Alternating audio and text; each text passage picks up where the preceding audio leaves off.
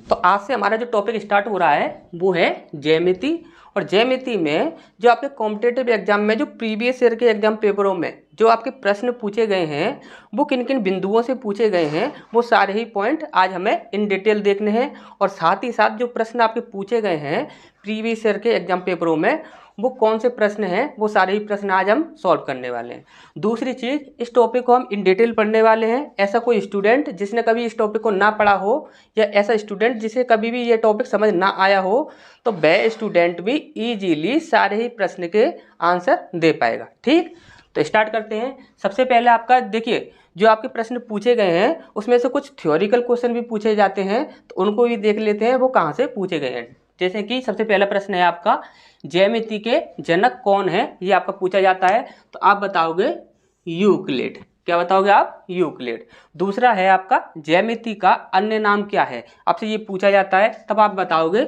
अगर आपको दिखता है रेखा गणित तो आप रेखा गणित लगाओगे, या आपको दिखता है भूमिति तो आप भूमिति टिक करोगे। ठीक, यहाँ पर रेखा गणित और भूमिति ये दोनों ही ज्यामिति के अन्य नाम है या बोल सकते हैं कि दूसरे नाम है। ठीक, अब यहाँ पर परिभाषा से भी आपके प्रश्न पूछे गए थे तो आपको याद रखना है कि इसकी परिभाषा क्या है। आप कैसे बताओगे कि ज्यामिति क्या है, तब बताओगे गणित की वह शाखा जिसके अंतर्गत बिंदुओं, रेखाओं, तलों और ठोसों के गुण, स्वभाव, मापन और स्थिति के विषय में अध्ययन किया जाता है। ऐसी गणित की शाखा जिसके अंतर्गत बिंदुओं, रेखाओं, तलों और ठोसों के गुण, स्वभाव, मापन और स्थिति के विषय में जानकारी हमें मिलती है उसे कहते हैं हम ज्यामिति। तो यहाँ पर आपके जो क्वेश्चंस पूछे जाते हैं जो आपके थ्योरिकल क्वेश्चंस होते हैं वो भी हम साथ के साथ देखते चलेंगे, और जो प्रश्न पूछे गए हैं वो कहाँ कहाँ पर पूछे गए हैं, किस किस एग्जाम में पूछे गए हैं वो भी हम साथ के साथ देखते चलेंगे। तो तब तक आप इसका स्क्रीनशॉट ले लीजिए, फिर हम आगे बढ़ते हैं।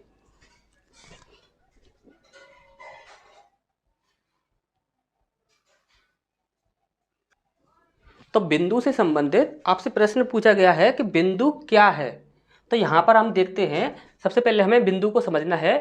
यह एक विमाहीन यानी कि जीरो डायमेंशन आकृति होती है। ठीक, आपको याद रखना है इसकी कोई भी विमा नहीं होती। ठीक, आपको ये बात याद रखनी है कि ये क्या है, विमाहीन, जिसकी कोई भी विमा नहीं है। ठीक, इसके बाद आपको याद रखना है जीरो त्रिज्या वाले वृत्त को बिंदु कहते हैं।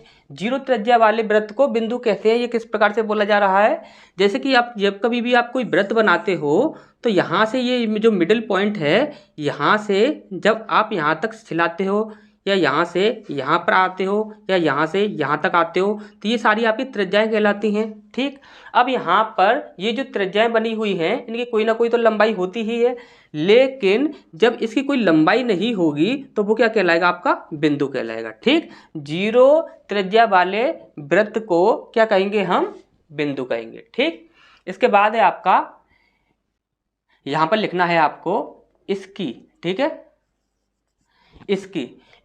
इसकी लंबाई, चौड़ाई, आकृति और आकार कुछ भी नहीं होता, इसी कारण कहते हैं इसे विमाहीन आकृति। ठीक, इसके बाद नेक्स्ट पॉइंट है हमारा, यह समतल पर एक स्थिति को बताने के लिए सूचक चिन्ह मात्र है। आपको सदैव एक ही बात याद रखनी है कि जो बिंदु होता है यह सिर्फ और सिर्फ एक स्थिति को प्रदर्शित करने के लिए एक सूचक चिन्ह मात्र होता है और यह कुछ भी नहीं होता। अब आप देख रहे होंगे यहाँ पर बताया गया है प्रकार कि बिंदु के 4 प्रकार होते हैं।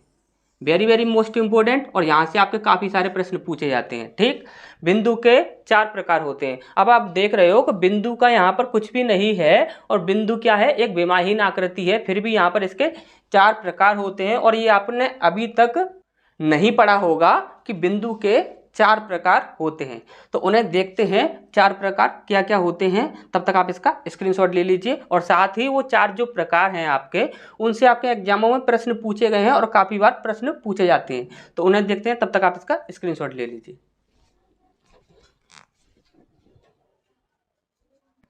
इसके बाद नेक्स्ट हमें समझना है बिंदु यानी पॉइंट के प्रकार, काइंड्स ऑफ पॉइंट। ठीक, तो यहाँ पर इससे संबंधित आपके एग्जाम में सबसे ज़्यादा प्रश्न पूछे जाते हैं, तो इन्हें समझना सबसे ज़्यादा जरूरी है। ठीक, तो यहाँ पर सबसे पहला पॉइंट है हमारा संरेखीय बिंदु। अब संरेखीय बिंदु क्या होते हैं? एक सरल रेखा पर बने दो या उससे अधिक या अनंत बिंदु।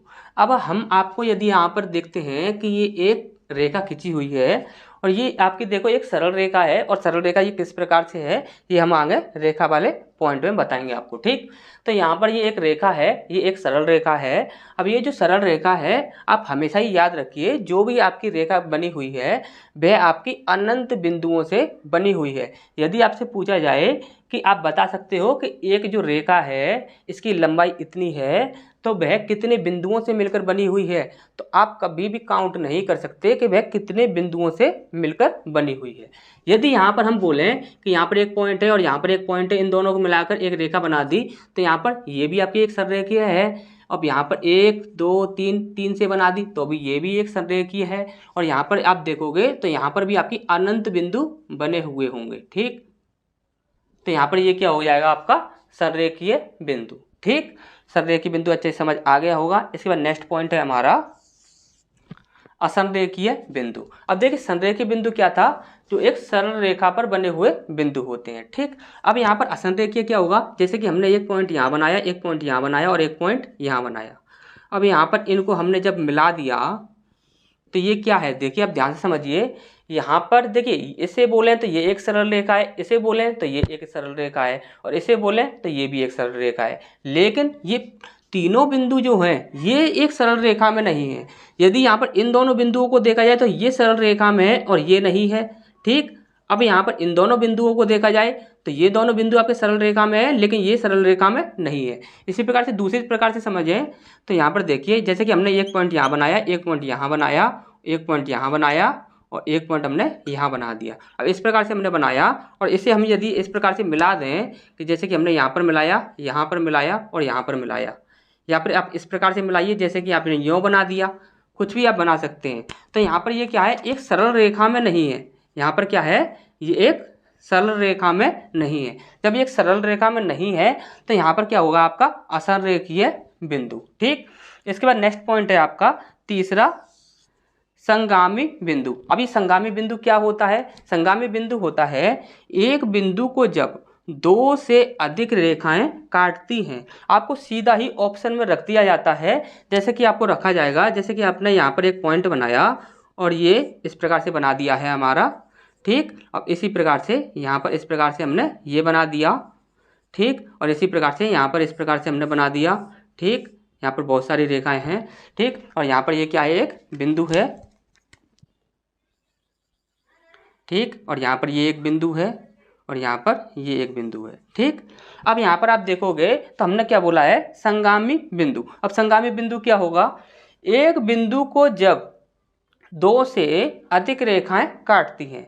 जब दो से अधिक रेखाएं काटेंगे तभी वह क्या कहलाएगा? संगामी बिंदु कहलाएगा। अब यहाँ पर आप देखोगे कि ये जो आपका बिंदु है इसे सिर्फ दो रेखाएं काट रही हैं। जब दो रेखाएं काट रही हैं तो ये क्या होगा? आपका संगामी बिंदु नहीं होगा। और इसी प्रकार से आपके ऑप्शंस में रखे हुए होते हैं। ठीक, अब यहाँ पर देखोगे आप तो ये जो बिंदु है इसे 1 2 और 3 रेखाएं काट रही हैं, तो ये यहाँ पर एक संगामी बिंदु हो जाएगा। अब इसके बाद यहाँ पर क्या है? देखिए इसको काफ़ी सारी रेखाएं काट रही हैं यहाँ पर, यानी कि हम ये कह सकते हैं कि दो से अधिक रेखाएं काट रही हैं, तो ये भी क्या हो जाएगा? आपका संगामी बिंदु हो जाएगा। ठीक, इसके बाद है आपका प्रतिच्छेदित बिंदु। अब प्रतिच्छेदित बिंदु क्या होगा? जब केवल दो रेखाएं एक बिंदु को काटती हैं। जैसे कि यहाँ पर हमने एक बनाया, एक और एक ये 2 रेखाएं हैं, सिर्फ और सिर्फ 2 रेखाएं बनाई हैं और ये 2 रेखाएं आपकी यहाँ पर काट रही हैं।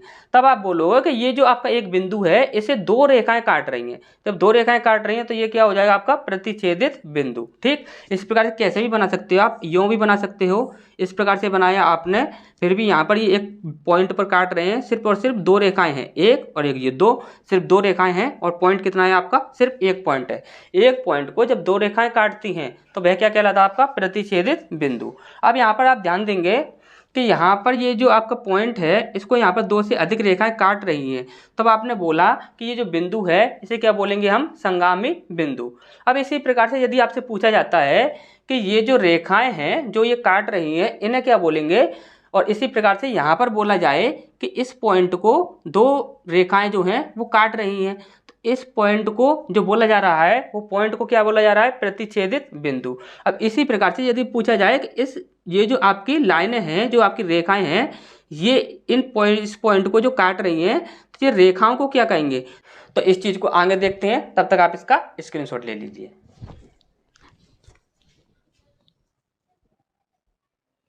इसके बाद नेक्स्ट पॉइंट हमें पढ़ना है रेखा के बारे में, यानी कि लाइन। ठीक, अब रेखा क्या होता है, जिसका आदि और अंत अनिश्चित हो, जिसका आदि और अंत अनिश्चित होगा वह कहलाएगा आपका रेखा।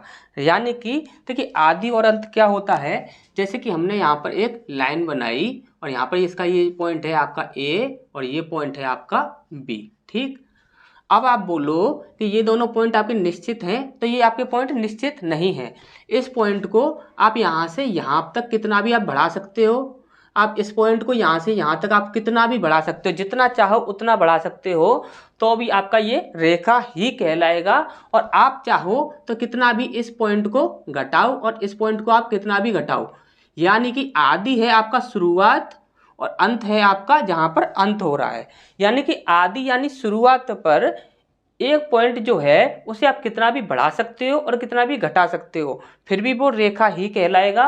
और अंत पर भी आप कितना भी उस पॉइंट को घटाओ या बढ़ाओ, वह आपका रेखा ही कहलाएगा। इसीलिए कहते हैं कि इसका आदि और अंत अनिश्चित होता है। इसकी जो स्टार्टिंग है उसे कितना भी आप बढ़ा सकते हो और कितना भी आप घटा सकते हो, वह रेखा ही कहलाएगा। बढ़ाओगे तो रेखा कहलाएगा, घटाओगे तो भी वो रेखा ही कहलाएगा। यानी कि हम कह सकते हैं कि इसके जो दोनों पॉइंट होते हैं स्टार्टिंग और लास्ट, वो आपके अनिश्चित होते हैं, उनकी कोई निश्चितता नहीं होती, तो वहां पर वह कहलाएगा आपका रेखा। ठीक, अब यहाँ पर आपसे पूछा जाता है कि रेखा आपकी कैसी आकृति है, तो आप बताओगे रेखा एक विमीय आकृति होती है। कैसी होती है, एक विमीय आकृति, यानी कि आप बोलोगे वन डायमेंशन आकृति। ठीक, इसके बाद हमें पढ़ना है रेखा के प्रकार। अब रेखा के प्रकार में सबसे पहला है आपका रेखाखंड। अब रेखाखंड किसे कहते हैं, हमने आपको बोला कि ऐसी एक रेखा जिसका आदि और अंत निश्चित ना हो उसे हम कहते हैं रेखा। अब यहाँ पर जिसका आदि और अंत निश्चित हो, यानी कि हम बोले हैं यहाँ पर ये जो पॉइंट है ये आपका ए है और ये जो पॉइंट है आपका ये आपका बी है, और यहाँ से यहाँ तक की इसकी एक दूरी है। तो यहाँ से यहाँ तक की जब हम बोलते हैं कि इसकी एक दूरी है और ये पॉइंट जो है ये आपके सीमित ही रहने चाहिए, ना ही हम इन पॉइंटों को घटा सकते हैं ना ही हम इन पॉइंटों को बढ़ा सकते हैं। हम बोले कि बी पॉइंट को थोड़ा आगे कर देते हैं तो नहीं होगा, बी पॉइंट को थोड़ा पीछे कर दो तो भी नहीं होगा, ए पॉइंट को थोड़ा आगे कर दो तो भी नहीं होगा, ए पॉइंट को थोड़ा पीछे कर दो तो भी नहीं होगा। यहाँ पर इसका आदि और इसका अंत ये दोनों ही क्या हैं, निश्चित हैं, ये इतने ही रहेंगे, इससे ना ही ये बढ़ सकते और ना ही ये कम हो सकते। यदि बोल दिया जाए कि इस रेखा, ये जो रेखा है इसकी लंबाई है 2 मीटर, तो इसकी लंबाई 2 मीटर ही रहेगी, इसकी ना ही कम हो सकती ना ही घट सकती ना ही बढ़ सकती, तभी वह क्या कहलाएगा, रेखाखंड। रेखाखंड का मतलब होता है कि इसका आदि और अंत दोनों ही आपके निश्चित रहने चाहिए, कम या ज़्यादा नहीं होनी चाहिए। जैसे कि यहाँ पर हमने बोला कि 2 मीटर की इसकी लंबाई है, तो इसकी लंबाई 2 मीटर ही रहेगी, ना ही पॉइंट में भी आगे बढ़ सकती ना ही घट सकती। ठीक, इसके बाद है आपका सबसे पहला आपने देखा रेखाखंड, दूसरा है आपका किरण। अब किरण क्या होता है, जिसका आदि निश्चित हो और अंत अनिश्चित हो। जिसका आदि निश्चित हो यानी कि जिसकी स्टार्टिंग पॉइंट जो है वो आपका निश्चित होना चाहिए, और लेकिन जो लास्ट पॉइंट है आपका अंत जो है वो आपका अनिश्चित है। जैसे कि हम यहाँ पर बोलें कि ये एक पॉइंट है, यहाँ से ये एक रेखा जा रही है इस प्रकार से, तो ये आपका ए पॉइंट है, लेकिन ये जो पॉइंट है इसे हम नहीं बता सकते ये कौन सा पॉइंट है, इसका हमें पता ही नहीं कि ये कहाँ तक जा रही है। तो जहाँ पर आप देखोगे कि एक पॉइंट जो होगा जिसे हम कहेंगे आदि यानी कि स्टार्टिंग पॉइंट जो होगा वो आपका निश्चित हो कि हाँ यहाँ से स्टार्टिंग हो रही है इसकी, और लेकिन अंत का हमें पता ना हो कि अंत कहाँ पर होगा। अंत क्या है, ये आपका अनंत है, तो अंत कहाँ पर हो रहा है ये हम नहीं बता सकते, तो वह क्या कहलाएगा, आपका किरण कहलाएगा। ठीक, तो रेखाखंड आपको अच्छे से समझ आ गया होगा और किरण भी आपको अच्छे से समझ आ गया होगा। इसके बाद है आपका तीसरा पॉइंट, संगामी रेखाएं। तो संगामी रेखाएं क्या होती हैं? हमने आपको बताया था एक बिंदु को काटने वाली दो से अधिक रेखाएं। हमने आपको बोला था जैसे कि हम यहाँ पर एक पॉइंट बनाएं और इस पॉइंट को 1 2 3 4 इस प्रकार कितनी भी रेखाएं बना लीजिए आप। यहाँ पर हमने 4 रेखाएं बनाई हैं। ठीक, अब यहाँ पर ये पॉइंट कितना है? ये पॉइंट तो एक ही है। अब इस पॉइंट को क्या कहेंगे हम? संगामी बिंदु। और एक ये जो आपकी रेखाएं हैं, ये जो आपकी रेखाएं हैं, इन रेखाओं को कहेंगे हम संगामी रेखाएं। ये चीज आपको अच्छे से पता होनी चाहिए। यदि एक पॉइंट को दो से अधिक रेखाएं काट रही हैं, जब दो से अधिक रेखाएं एक ही पॉइंट को काट रही हैं, तो वहां पर वो जो पॉइंट होगा उसे कहेंगे हम संगामी बिंदु, और जो आपकी रेखाएं होंगी उन्हें कहेंगे हम संगामी रेखाएं। ठीक, तो ये चीज आपको अच्छे से समझ आ गई होगी। नेक्स्ट की ओर बढ़ते हैं, तब तक आप इसका स्क्रीनशॉट ले लीजिए।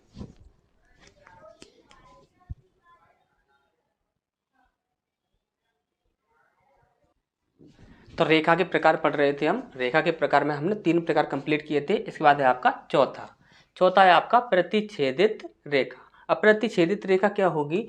हमने आपको बताया था जब केवल 2 रेखाएं एक ही बिंदु को काटती हैं तो वह जो बिंदु होता है वह प्रतिच्छेदित बिंदु कहलाता है। अब इसी प्रकार से जब केवल दो रेखाएं, एक रेखा ये है और एक ये रेखा ये है और यहाँ पर ये बिंदु बना हुआ है, जब केवल 2 रेखाएं एक ही बिंदु को काटती हैं तो वह क्या कहलाती है? आपकी प्रतिच्छेदित रेखाएं। तो ये दोनों जो हैं आपकी क्या कहलाएंगी? प्रतिच्छेदित रेखा। अब किसी भी प्रकार से बना सकते हैं, इस प्रकार से बना सकते हो आप इस प्रकार से बना सकते हो, जैसे कि हमने यूं बना दिया, तो ये भी आपका प्रतिच्छेदित रेखा ही कहलाएंगी। ठीक, इसके बाद नेक्स्ट पॉइंट है आपका सरल रेखा। चौथा समझ में आ गया होगा। 5वां देखते हैं, सरल रेखा। सरल रेखा क्या होगा? वह रेखा जो अपने प्रारंभिक बिंदु से चलती हुई अंतिम बिंदु तक पहुँचे लेकिन अपनी दिशा में परिवर्तन ना करे। यानी कि हम कह सकते हैं कि जैसे कि यहाँ पर हमारा ये ए पॉइंट है, यहाँ पर क्या है? ए पॉइंट है, और यहाँ पर ये हमारा क्या है? यहाँ पर बी पॉइंट है। ठीक, अब यहाँ पर ये इसकी दिशा क्या है? ये इस दिशा में सीधी चलती जा रही है। अब ये इस दिशा में सीधी चलती जा रही है तो यह कहलाएगी आपकी सरल रेखा। अब यहाँ पर आप देखोगे कि यदि इसकी दिशा जो थी वो चेंज हो जाती, यदि यहाँ से यूँ गई फिर यूँ चली जाती, तो ये क्या हो जाता है? आपका स्थिति में परिवर्तन हो जाता है, यानी कि दिशा में परिवर्तन हो जाता, तो वहाँ पर वो सरल रेखा नहीं कहलाती। अब यहाँ पर ये क्या कहलाएगी? आपकी सरल रेखा कहलाएगी। क्यों कहलाएगी? क्योंकि ये आपके प्रारंभिक बिंदु से अंतिम बिंदु तक गई, सिर्फ एक ही दिशा में गई, तब ये क्या कहलाएगी? आपकी सरल रेखा कहलाएगी। ठीक, इसके बाद है आपका 6वां वक्र रेखा। अब वक्र रेखा क्या होगी? जो अपने प्रारंभिक बिंदु से अंतिम बिंदु तक पहुंचने से पहले ही दिशा परिवर्तन कर दे। यानी कि हमने यहाँ पर बोला ये है आपका ए पॉइंट, ठीक, ये आपका ए पॉइंट और ये है आपका बी पॉइंट, ठीक, ये आपका बी पॉइंट और ये है आपका मान लेते हैं सी पॉइंट। ठीक, ये आपका सी पॉइंट। अब यहाँ पर ये पॉइंट है, 3 पॉइंट हैं। यहाँ पर ए पॉइंट है हमारा फर्स्ट और सी पॉइंट है आपका लास्ट, यानी कि ये है आपका आदि और ये है आपका अंत। अब यहाँ पर प्रारंभ से लेकर अंत तक जाना है लेकिन दिशा भी परिवर्तन करना है, तो हम यहाँ पर ये बोल सकते हैं कि ये इस प्रकार से यदि एक रेखा जाए, ये इस प्रकार से ये एक रेखा जाए तो ये क्या कहलाएगी? आपकी वक्र रेखा कहलाएगी। ठीक, थोड़ा वैसा बन गया है ये। ठीक, तो ये क्या कहलाएगी? आपकी एक वक्र रेखा कहलाएगी। क्यों? क्योंकि यहाँ पर ये क्या हो रहा है कि एक ही दिशा में नहीं जा रही है। अब यहाँ पर हम बोल रहे हैं, यहाँ पर जैसे कि हमने ये बनाया इस प्रकार से बना दिया हमने।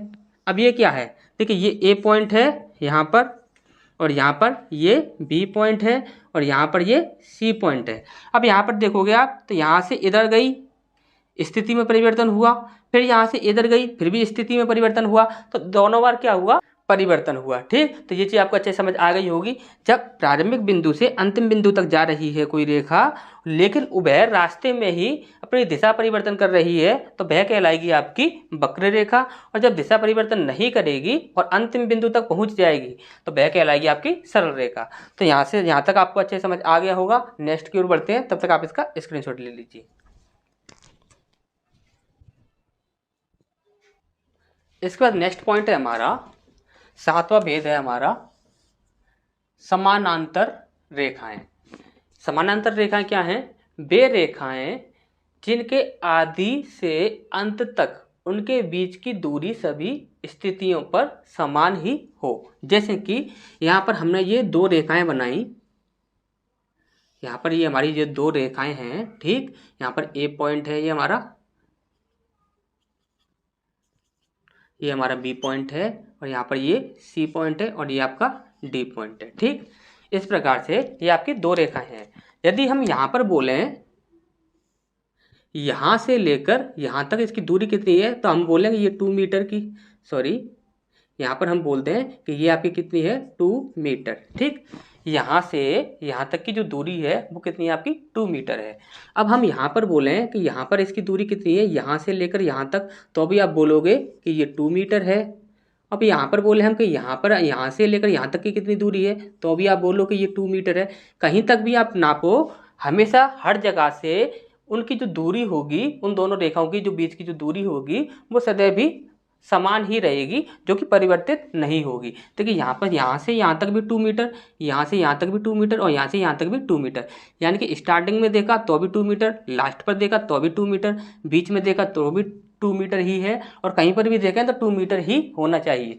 तो इसका मतलब क्या है, ये क्या है आपकी समानांतर रेखाएं। समानांतर यानी कि समान अंतर वाली रेखाएं, ठीक।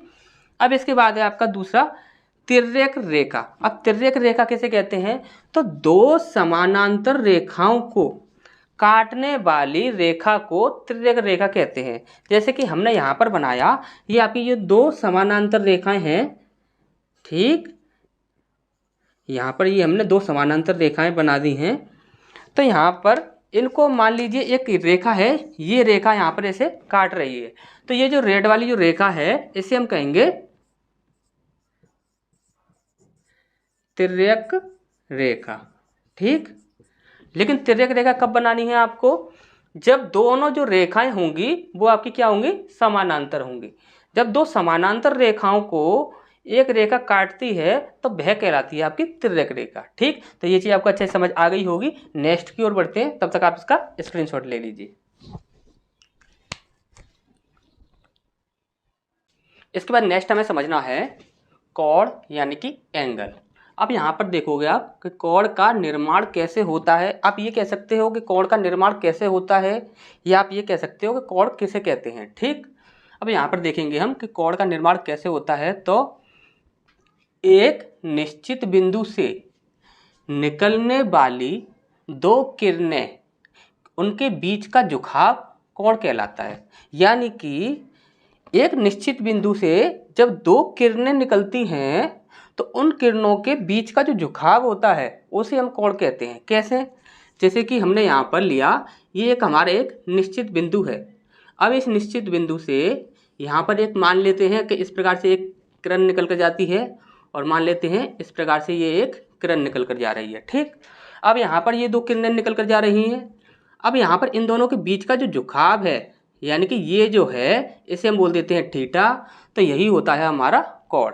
जैसे कि हम यहाँ पर बोलें कि ये जो है, ये हमारा जो निश्चित पॉइंट है, ये हमारा O है, और ये हमारा A है, और ये हमारा B है।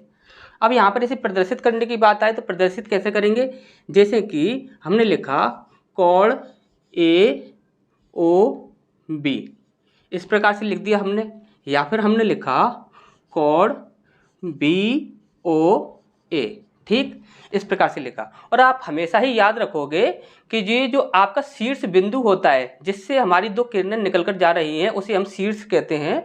तो ये जो आपका शीर्ष होता है, ये जो आपका शीर्ष है जिसे हमने O नाम दिया है, ये हमेशा ही जब कभी भी किसी कोण को प्रदर्शित करने की बात आएगी तो ये हमेशा ही बीच में आएगा। ये बात हमेशा ही आपको याद रखनी है, जब कभी प्रदर्शित करने की बात आएगी तो ये हमेशा ही बीच में आएगा। अब देखते हैं कोणों को देखते हैं।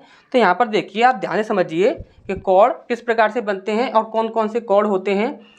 एक ट्रिक बताएंगे हम आपको, और उस ट्रिक से आपको सारे ही कोण इजीली याद हो जाएंगे, और कितने कितने डिग्री का कौन सा कोण होता है ये इजीली समझ आ जाएगा। जैसे कि हमने यहाँ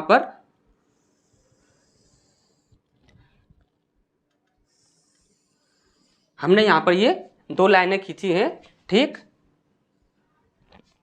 अब यहाँ पर आप ध्यान से देखोगे तो यहाँ पर हम लिखते हैं 0 0 डिग्री। ठीक, इसके बाद आप देखिए 9 का पहाड़ा पढ़िए, तो यहाँ पर 9 एकम 9 और 9 दूनी 18 और 9 तिया 27 और 9 चौक 36। ठीक, 9 एकम 9, 9 दूनी 18, 9 तिया 27 और 9 चौक 36। इसके बाद आपको क्या करना है, सिर्फ यहाँ पर आपको 0 ऐड कर देना है। ठीक, इनमें हमने 0 लगा दिया। अब यहाँ पर ये हो गया आपके 90 डिग्री और ये हो गया आपका 180 डिग्री और ये हो गया आपका 270 डिग्री और ये हो गया आपका 360 डिग्री। ठीक, अब यहाँ पर देखोगे ये है आपका 90 डिग्री, ये है आपका 180 डिग्री, ये है आपका 270 डिग्री और ये है आपका 360 डिग्री। ठीक, अब यहाँ पर आप देखिए ये जो है ये है आपका 0 डिग्री। अब 0 डिग्री का एंगल कैसे बनता है आप ध्यान से समझिए। जैसे कि ये हमारा एक निश्चित बिंदु है और एक निश्चित बिंदु से हमारी एक किरण निकल कर जाती है इस प्रकार से। ठीक, हमने क्या बोला था, जब एक निश्चित बिंदु से दो किरणें निकल कर जाती हैं तो उनके बीच का जो झुकाव होता है वही हमारा क्या कहलाता है, कोण कहलाता है। ठीक, अब यहाँ पर आप इसे देखोगे कि ये जो आपका निश्चित बिंदु है इससे आपकी ये किरण निकल कर गई। अब यहाँ पर हमें एक किरण और चाहिए, तो हमने मान लिया कि एक किरण और जा रही है और वो भी इसी प्रकार से जा रही है, इसके ऊपर से होकर जा रही है। ठीक, इस प्रकार से हमने समझ लिया। अब यहाँ इन दोनों के बीच का जो झुकाव है वो कितना है, इन दोनों के बीच का जो झुकाव है वो तो हमें दिख ही नहीं रहा, तो हम कह सकते हैं कि इन दोनों के बीच का जो झुकाव है वो कितना है आपका 0 डिग्री। तो इसी को कहते हैं हम शून्य कोण। ठीक, इसे क्या कहते हैं हम, जैसे कि यहाँ पर लिख दें, तो यहाँ पर लिखते हैं शून्य कोण। ठीक, ये होता है हमारा शून्य कोण। ठीक, अब इसके बाद यहाँ पर हमें पढ़ना है न्यून कोण किसे कहते हैं। तो आप याद रखोगे, देखिए न्यून कोण। अब यहाँ पर आप देखो तो यहाँ पर ये जो कोण है हमारा, यहाँ से इस मध्य बिंदु से होकर यहाँ पर एक कोण जा रहा है, ये आपका ये एक मध्य बिंदु है, यहाँ से एक किरण गई और यहाँ पर दूसरी किरण गई तो यहाँ पर 0 डिग्री बना। अब यहाँ 0 डिग्री से जैसे ही थोड़ा सा ऊपर उठेगा तो क्या हो जाएगा 1 डिग्री, 1 डिग्री हो जाएगा। अब 1 डिग्री के बाद यहाँ पर क्या है आपका 90 डिग्री, तो 90 डिग्री से पहले क्या होगा आपका 90 डिग्री पे इससे पहले जो होगा आपका वो होगा आपका 89 डिग्री। ठीक, तो न्यून कोण कितना होगा, तो हम बोल सकते हैं कि न्यून कोण जो होता है वो होता है 1 डिग्री से लेकर 89 डिग्री तक। ठीक, अब यहाँ पर इसके बाद यहाँ पर आते हैं, ये है आपका 90 डिग्री। अब 90 डिग्री का जो एंगल होता है वो कितना होता है आपका, उसे कहते हैं हम समकोण,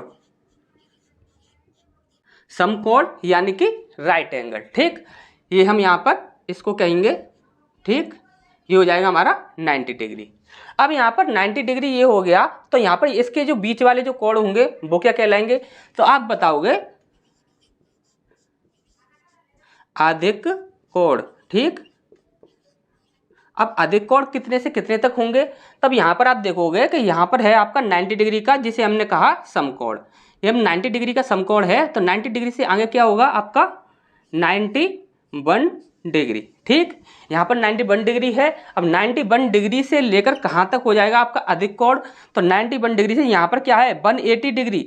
180 डिग्री से पहले क्या होगा आपका 179। ठीक, 179 डिग्री जो होगा, तो 91 डिग्री से लेकर 179 डिग्री तक सभी कोण क्या कहलाएंगे आपके अधिक कोण कहलाएंगे। ठीक, अब इसके बाद है आपका ये 180 डिग्री। अब 180 डिग्री को हम क्या कहते हैं उसे हम समझते हैं।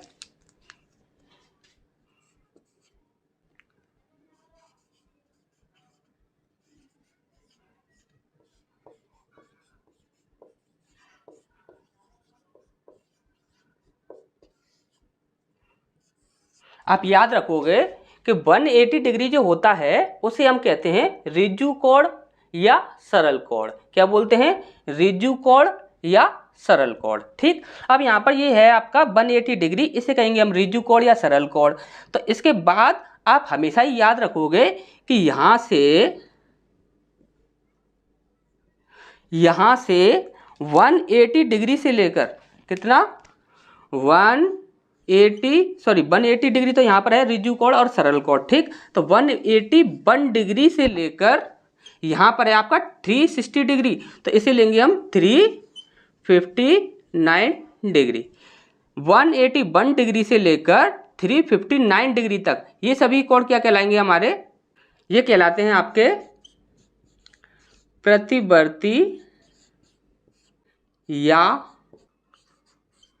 बृहत कोण। ठीक, इन्हें हम क्या कहेंगे, प्रतिवर्ती या बृहत कोण।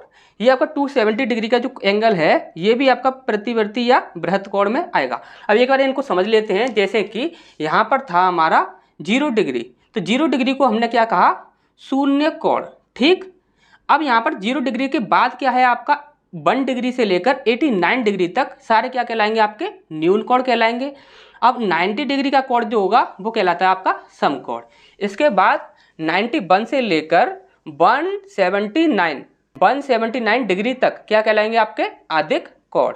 इसके बाद 180 डिग्री का जो कोण होगा वो कहलाएगा आपका ऋजु या सरल कोण। इसके बाद है आपका 181 डिग्री से लेकर 359 डिग्री तक ये सारे क्या कहलाएंगे, आपके प्रतिवर्ती या बृहत कोण। कोई भी आपका नाम याद आ सकता है एग्जाम में, आप प्रतिवर्ती भी याद रखिए और बृहत भी याद रखिए। अब इसके बाद बचता है आपका 360 डिग्री का कोण। 360 डिग्री का जो कोण होता है उसे हम कहते हैं पूर्ण कोण।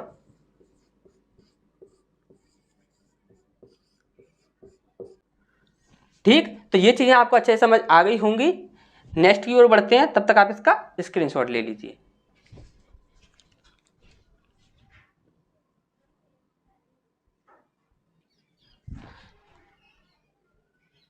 इसके बाद नेक्स्ट हमें समझना है, जैसे कि कोणों के जो प्रकार होते हैं उसमें सबसे पहला है आपका शून्य कोण।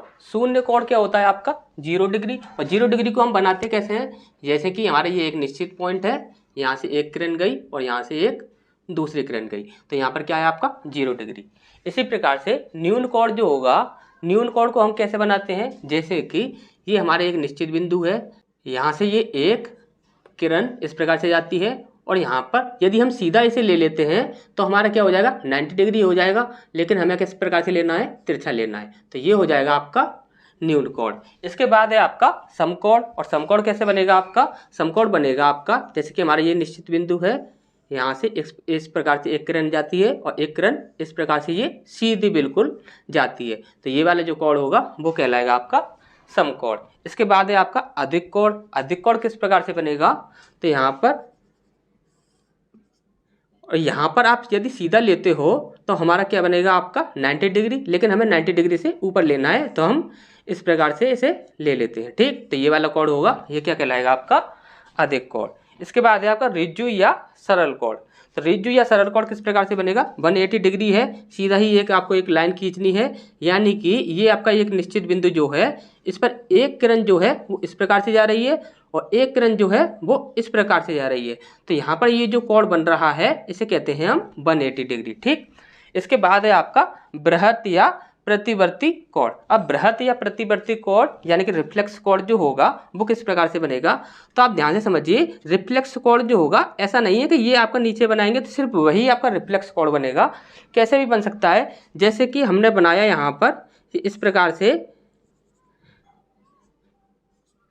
ये एक कोण है, ठीक, तो ये वाला जो कोण है ये हमारा जो होगा ये रिफ्लेक्स कोण नहीं कहलाएगा, तो यहाँ पर रिफ्लेक्स कोण क्या कहलाएगा, तो ये वाला जो हमारा कोण होगा, ये वाला कोण, ये हमारा कोण कहलाएगा रिफ्लेक्स कोण। ठीक, इसके बाद है हमारा पूर्ण कोण। और पूर्ण कोण को बनाते कैसे हैं, ध्यान से समझिए। यहाँ पर ये हमारा पूर्ण कोण है, तो यहाँ पर ये हमारे एक निश्चित बिंदु है, यहाँ से एक लाइन इस प्रकार से जाती है और एक लाइन इस प्रकार से जाती है, तो यहाँ पर ये आपका ये होगा पूर्ण कोण।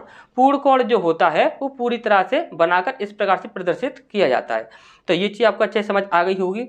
अब आपके जो प्रश्न पूछे जाते हैं एग्जाम में वो जिन पॉइंटों से पूछे जाते हैं वो very very most important point हैं, इसके बाद उसे देखते हैं, तब तक आप इसका स्क्रीनशॉट ले लीजिए।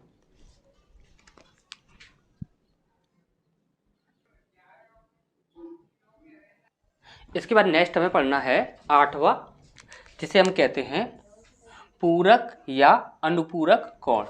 ठीक, पूरक या अनुपूरक कोण किस प्रकार से होता है, इस यहाँ पर आपके ये जो कोण हैं इनसे आपके सबसे ज़्यादा प्रश्न पूछे जाते हैं, तो इनको देखते हैं। तो यहाँ पर ये जो पूरक या अनुपूरक कोण जो होता है वो क्या होता है, जैसे कि हमने यहाँ पर एक कोण बनाया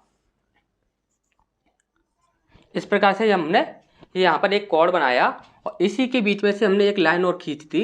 ठीक, अब यहाँ पर क्या है कि यहाँ पर आपके दो कॉर्ड हैं, यहाँ पर एक कॉर्ड ये है और एक कॉर्ड ये है। ठीक, अब यहाँ पर हम क्या बोलेंगे कि ये जो हमारा कॉर्ड है, हमने बोला कि ये x डिग्री कॉर्ड है और यहाँ पर ये जो बोला हमने, इसे बोला कि ये y डिग्री कॉर्ड है। ठीक, तो यहाँ पर हम बोलेंगे chord x plus chord y is equal to 90 degree. वे दो कोण जिन दोनों कोणों का मान 90 डिग्री होता है वो आपके क्या कहलाते हैं, आपके पूरक या अनुपूरक कोण। ऐसा नहीं है कि इसी प्रकार से बनाया जा सकता है, इसे किसी भी प्रकार से बनाया जा सकता है, लेकिन दोनों का जो मान होना चाहिए वो आपका 90 डिग्री ही होना चाहिए। ठीक, दोनों को यदि जोड़ते हैं, यानी कि फर्स्ट कोण को जोड़ें और सेकंड कोण को, दोनों को हम जोड़ते हैं तो दोनों का मान क्या होगा, 90 डिग्री होना चाहिए। ठीक, इसके बाद है आपका समपूरक कोण। समपूरक कोण जो होता है वो क्या होता है, आप हमेशा ही याद रखेंगे, जैसे कि यहाँ पर हमारा एक कोण ये है और एक कोण हमारा ये है, इसे हमने बोला कि ये है आपका x डिग्री कोण और ये है हमारा y डिग्री कोण। ठीक, इसी प्रकार से यदि हम यहाँ पर बोलें तो क्या बोलेंगे, तो यहाँ पर हम बोलेंगे यहाँ पर कोण x डिग्री प्लस कोण y degree is equal to 180 degree. आपको हमेशा ही याद रखना है जिन दोनों कोणों का योग, क्या, जिन दोनों कोणों का योग 180 डिग्री होता है वे दोनों कोण एक दूसरे के क्या होते हैं, समपूरक कोण कहलाते हैं। इससे आपके प्रश्न जो पूछे जाते हैं वो किस प्रकार से पूछे जाते हैं, जैसे कि आपसे बोल दिया जाएगा, यदि आपसे बोल दिया जाएगा जैसे कि एक कोण है जिसका मान है आपका, मान लीजिए 80 डिग्री मान है, कोण 80 डिग्री का यहाँ पर है आपका पूरक is equal to question mark. आपसे पूछा जाएगा कोण 180 डिग्री का पूरक कोण क्या होगा, तब आप क्या बताओगे, कोण 80 डिग्री का पूरक कोण क्या होगा, तो आप क्या करोगे कि पूरक कोण निकालने के लिए आप क्या करोगे कि 90 डिग्री में से ये 80 डिग्री माइनस कर दोगे। तो यहाँ पर 90 डिग्री में से हमने 80 डिग्री माइनस किया तो कितना बचा हमारा, 10 डिग्री, तो 10 डिग्री ही हमारा आंसर हो जाएगा। ठीक है, इसी प्रकार से आपसे डायरेक्टली क्वेश्चन पूछा जाता है, आपसे पूछा जाएगा 20 डिग्री का आपका पूरक या अनुपूरक कोण क्या होगा। इसी प्रकार से यहाँ पर पूछा जाता है कि जैसे कि यहाँ पर बोल दिया जाए कि 80 डिग्री का संपूरक कोण क्या होगा, तो 80 डिग्री का संपूरक कोण क्या होगा, हम 180 डिग्री में से 80 डिग्री माइनस कर देंगे तो हमारा कितना बचा, 100 डिग्री बचा। ठीक, तो यहाँ पर इस प्रकार से क्वेश्चन आपके डायरेक्टली ही पूछे जाते हैं। ठीक, और सबसे ज़्यादा प्रश्न यहीं से पूछे जाते हैं। ठीक, तो यहाँ पर है आपका शीर्ष विमुख कोण। अब शीर्ष विमुख कोण क्या होते हैं इन्हें समझते हैं। जैसे कि यहाँ पर हमने रखा, यहाँ पर ये एक हमारा मध्य बिंदु है और मध्य बिंदु को दो रेखाएं यहाँ पर हमारी काट रही हैं। ठीक, तो हम यहाँ पर क्या कहेंगे कि ये एक प्रतिच्छेदित रेखाएं हैं और ये बिंदु क्या है, प्रतिच्छेदित बिंदु है। अब यहाँ पर क्या होगा कि आप इसे देखोगे तो एक ये कोण बन रहा है हमारा और एक ये कोण बन रहा है। ठीक, इसी प्रकार से एक कोण यहाँ पर हमारा ये बन रहा है और एक ये कोण यहाँ पर हमारा ये बन रहा है। ठीक, अब ये जो हमारा पॉइंट है इसे हम मान लेते हैं 0 है ये। ठीक, और इसे मान लेते हैं जैसे कि ये है A B C और D। ठीक, अब यहाँ पर शीर्ष विमुख कोण क्या होंगे, तो आपको हमेशा ही याद रखना है कि जब दो रेखाएं जो होंगी, जब दो सरल रेखाएं एक ही बिंदु को काटती हैं तब वहाँ पर क्या होता है, शीर्ष विमुख कोण बनते हैं। अब शीर्ष विमुख कोण का जोड़ा जो होता है वो किस प्रकार से है, तो यहाँ पर सबसे पहला जोड़ा जो है, पहला जोड़ा क्या है आपका, यहाँ पर बोल दोगे आप AOD। यहाँ पर हम बोल दें कि AO और D ये हमारे एक कोण है। इसके बाद दूसरा कोण है हमारा, दूसरा कोण कितना है हमारा, कोण COB। इस प्रकार से ले लेते हैं तो कोण COB ये दोनों हमेशा ही क्या होंगे, दोनों आपस में हमेशा बराबर होंगे। ये चीज़ आपको याद रखनी है। जैसे कि यहाँ से ये जो आपका कोण बन रहा है ये आपका कोण इस वाले कोण के बराबर होगा। ठीक, ये वाला कोण इस वाले कोण के बराबर होगा। ठीक, ये दोनों ही कोण आपस में बराबर होंगे। अब इसके बाद हमारा दूसरा जोड़ा होगा, तो दूसरा जोड़ा क्या होगा हमारा, तो दूसरा जोड़ा होगा हमारा जैसे कि हमने लिया कोण DOC, कोण DOC इज इक्वल टू कोण AOB, कोण AOB बी, इस प्रकार से। तो ये वाले जो कोड होंगे ना, ये वाला कोड जो होगा ये कोड इसके बराबर होगा और ये वाला जो कोड होगा ये इसके बराबर होगा। ठीक, ये बात भी आपको याद रखनी है। तो शीर्ष विमुख कोड जो होते हैं वो आपस में बराबर होते हैं। तो यहाँ पर शीर्ष विमुख कोड का एक जोड़ा ये है और एक कोड जोड़ा ये है। ठीक, तो ये चीज़ आपको अच्छे से समझ आ गई होगी। नेक्स्ट की ओर बढ़ते हैं, तब तक आप इसका स्क्रीनशॉट ले लीजिए।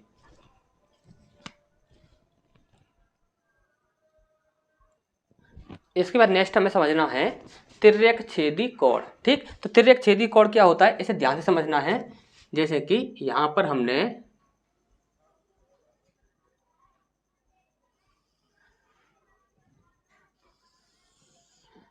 ठीक इस प्रकार से, अब यहां पर आप देखोगे इसे हम बोल देते हैं, यहां पर ये है आपका ए पॉइंट, ये है आपका बी पॉइंट, ये है आपका सी पॉइंट, डी और ई, ये ई है। ठीक, और ये है आपका एफ पॉइंट। ठीक,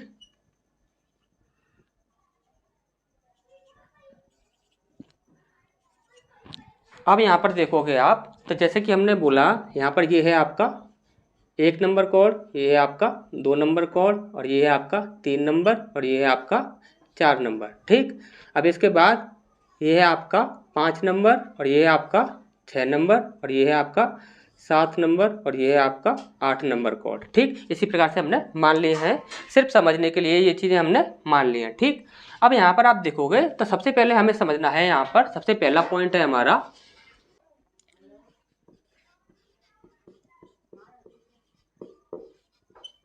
शीर्ष भूमुख कोण। ठीक, अभी शीर्ष भूमुख कोण जो होंगे वो कौन कौन से होंगे, तो हमने आपको बताया था जब दो सरल रेखाएं एक दूसरे को काटती हैं तब वहां पर क्या होता है, शीर्ष विमुख कोण बनते हैं। तो यहाँ पर शीर्ष विमुख कोण कौन से होंगे, तो यहाँ पर शीर्ष विमुख कोण बनेंगे यहाँ पर 1 और 3, कोण 1 कॉमा कोण 3 और इसके बाद कोण 2 कॉमा कोण 4। ठीक, तो यहाँ पर ये 4 आपके शीर्ष विमुख कोण बने, ये आपके ऊपर से बने। अब इसी प्रकार से नीचे से भी बनेंगे, जैसे कि यहाँ पर कोण 6 कॉमा कोण 8, इसके बाद कोण 5 कॉमा कोण 7। ठीक, इस प्रकार से यहाँ पर देखिए ऊपर के आपके जो थे वो आपके शीर्ष विमुख कोण हमने ले लिए और नीचे वाले जो थे वो भी हमने आपके शीर्ष विमुख कोण जो थे वो हमने आपको ले लिए। ठीक, शीर्ष विमुख कोण तो हमने आपको अभी इससे पहले ही बताया था। ठीक, इसके बाद है आपका नेक्स्ट पॉइंट, दूसरा है आपका बाह्य कोण। बाह्य कोण, ठीक, तो बाह्य कोण कौन से होंगे आपके, तो बाह्य कोण आप हमेशा ही बताओगे। देखिए ये जो हैं ये आपके अंदर के कोण हैं। ठीक, और ये जो हैं ये आपके बाहर के कोण हैं। तो हम बोलेंगे बाह्य कोण कौन से हो जाएंगे, तो हम बोलेंगे कोण 2 और कोण 1, कोण 2 कॉमा कोण 1 कॉमा कोण 7 कॉमा कोण 8। ठीक, कोण 2 कोण 1 कोण 7 और कोण 8 ये हमारे क्या कहलाएंगे, आपके बाह्य कोण। ठीक, इसके बाद नेक्स्ट है हमारा तीसरा पॉइंट अंतः कोण। अंतः कोण, ठीक, तो अंतः कोण जो होंगे वो हमारे क्या होंगे, हमने अभी आपको बताया था कि ये जो है 2 और 1, ये आपके 2 और 1 और 7 और 8 ये आपके क्या होंगे, आपके बाह्य कोण होंगे। तो अंतः कोण क्या होंगे, 3 4 6 और 5। तो यहाँ पर अंतः कोण हमारे क्या हो जाएंगे, यहाँ पर कोण 3 कॉमा कोण 4 कॉमा कोण 6 कॉमा कोण 5। ठीक, कोण 3 कोण 4 कोण 6 और कोण 5 ये हमारे क्या हो जाएंगे, आपके अंतः कोण। इसके बाद नेक्स्ट हमें देखना है, चौथा पॉइंट है हमारा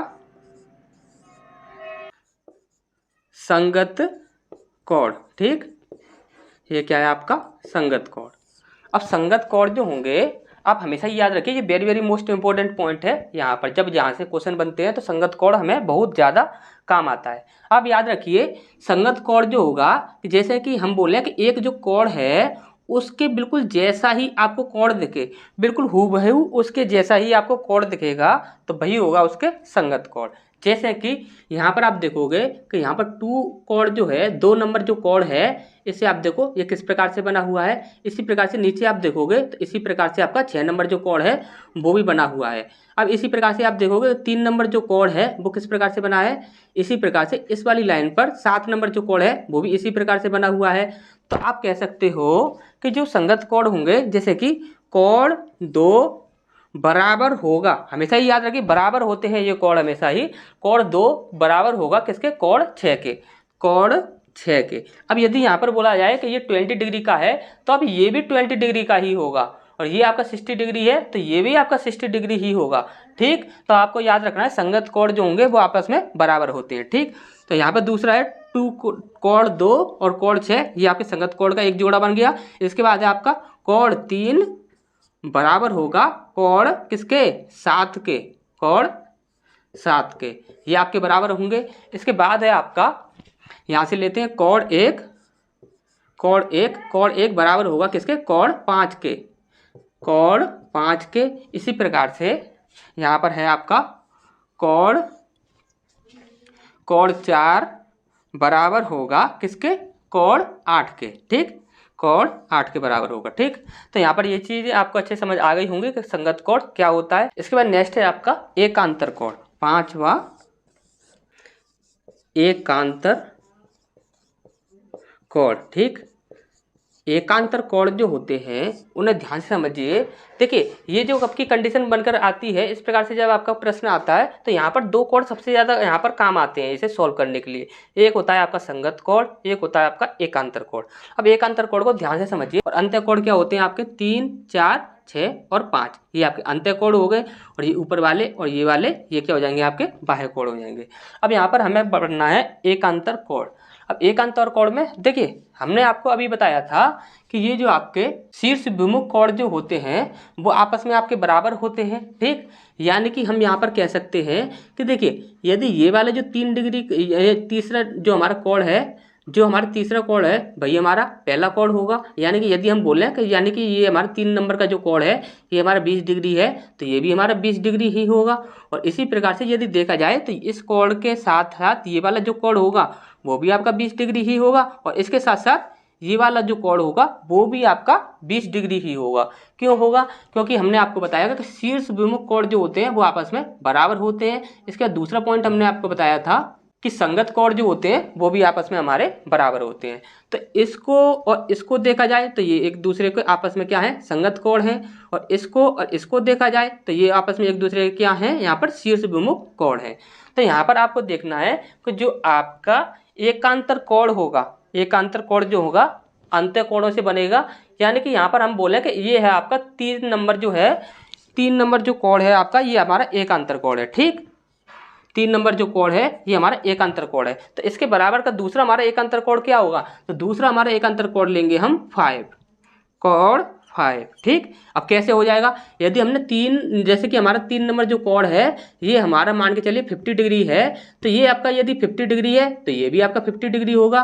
और ये दोनों यदि आपके 50 डिग्री है तो इसका जो संगत कोड है वो क्या है, 7 नंबर, और 7 नंबर भी क्या होगा आपका 50 डिग्री हुई होगा। और इसका जो शीर्ष विमुख कोड है तो वो क्या है 5, तो 5 नंबर जो होगा वो भी आपका क्या होगा 50 डिग्री ही होगा। तो यानी कि हम कह सकते हैं कि ये वाला कोड और ये वाला कोड आपस में क्या होते हैं, बराबर होते हैं। और ये वाला कोड और ये वाला कोड, ये दोनों कोड आपस में बराबर होते हैं। यानी कि हम कहेंगे कोड 4 बराबर होगा किसके, कोड 6 के। और ये आपस में क्या कहलाएंगे, आपके एकांतर कोड कहलाएंगे। एकांतर कोड आपको अच्छे से समझ आ गया होगा। तो अब नेक्स्ट की ओर बढ़ते हैं, तब तक आप इसका स्क्रीनशॉट ले लीजिए।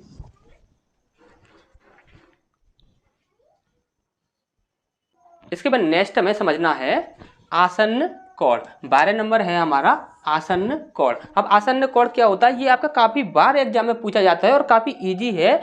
ध्यान से समझिए, जिन 2 कोणों का शीर्ष, ध्यान से समझ लीजिए, यहाँ पर शीर्ष बोला जा रहा है और एक भुजा, यहाँ पर क्या बोला जा रहा है, शीर्ष और एक भुजा उभयनिष्ठ हो। उभयनिष्ठ को हम अंग्रेजी में बोलते हैं कॉमन। ये आपको अच्छे से पता होगा कॉमन किसे कहते हैं। ठीक, यहाँ पर यदि उभयनिष्ठ समझ नहीं आ रहा है तो आप अंग्रेजी का वर्ड कॉमन से समझ लीजिए। ठीक, तो यहाँ पर आपका क्या बोला जा रहा है कि एक शीर्ष और एक भुजा, ये दो कॉमन होने चाहिए वो उन दो कोणों का। यदि उन दोनों कोणों के एक भुजा और एक शीर्ष यदि यहाँ पर कॉमन है तो वही दो जो कोण होंगे वही कहलाएंगे आपके ओबेनिस्ट। और ये काफ़ी बार एग्जाम में पूछा जाता है, ध्यान से समझिए इसे। ये होता क्या है, जैसे कि यहाँ पर हमने बोला ये है हमारा शीर्ष, जिस बिंदु से आपकी दो किरणें निकल कर जाती हैं उसी को हम बोलते हैं यहाँ पर शीर्ष। ठीक, अब यहाँ पर इस शीर्ष से मान के चलिए कि ये हमारी दो किरणें निकल कर जा रही हैं, एक ये किरण और एक ये किरण, ये हमारी दो किरणें निकल कर जा रही हैं। और यहाँ पर आप देखोगे तो यहाँ पर एक इसके बीच में से या कहीं से भी एक किरण निकल कर जा रही है। ठीक, यहाँ पर आप मान के चलिए ये आपकी एक किरण है, ये जो है इसे हमने पॉइंट दे दिया, नाम दे दिया यहाँ पर ए, और इसे दे दिया बी, और इसे दे दिया सी, और ये जो आपका पॉइंट है इसे हमने नाम दे दिया ओ। ठीक, अब यहाँ पर आप देखोगे कि इस भुजा के साथ इस भुजा के साथ इन दोनों भुजाओं के साथ एक कोण बन रहा है यहाँ पर, और इसी प्रकार से इस भुजा और इस भुजा इन दोनों भुजाओं के साथ यहाँ पर एक कोण बन रहा है। ठीक, यहाँ पर हमने बोल दिया ये जो कोण है ये आपका x डिग्री है और ये आपका y डिग्री है। ठीक, यहाँ पर बोल दिया इस कोण को बोल दिया हमने x डिग्री है, ये हमारा y डिग्री है। अब यहाँ पर आप देखोगे ओबेनिस्ट भुजा कौन सी होगी, तो ओबेनिस्ट भुजा ये होगी। क्यों, इसके सहारे आपके दोनों कोण बने हुए हैं, जिस भुजा के सहारे आपके दोनों कोण बने हुए हैं वही कहलाएगी आपकी ओबेनिस्ट, क्योंकि यही तो कॉमन है। कैसे कॉमन है, आप ध्यान से समझिए। यदि हम इस कोण को नाम देना चाहें तो कैसे बोलेंगे, कोण COA, इसी प्रकार से बोलेंगे। अब दूसरा जो कोण है हमारा, इस कोण को हम नाम देना चाहें तो किस प्रकार से देंगे, तो कोण AO और यहाँ पर B। अब यहाँ पर आप देखोगे कि ये जो A भुजा है ये आपकी दोनों में ही कॉमन है, ये आपकी दोनों में ही कॉमन है, क्योंकि ये भुजा नहीं होगी तो यहाँ पर इन दोनों कोणों को हम प्रदर्शित नहीं कर सकते। यदि इस भुजा के साथ इन दोनों को प्रदर्शित कर रहे हैं तो यहाँ पर ये क्या हुआ कि ये वाली जो भुजा है OA ये हमारी क्या है, ओबेनिस्ट है। ठीक, ये चीज़ आपको अच्छे समझ आ गई होगी।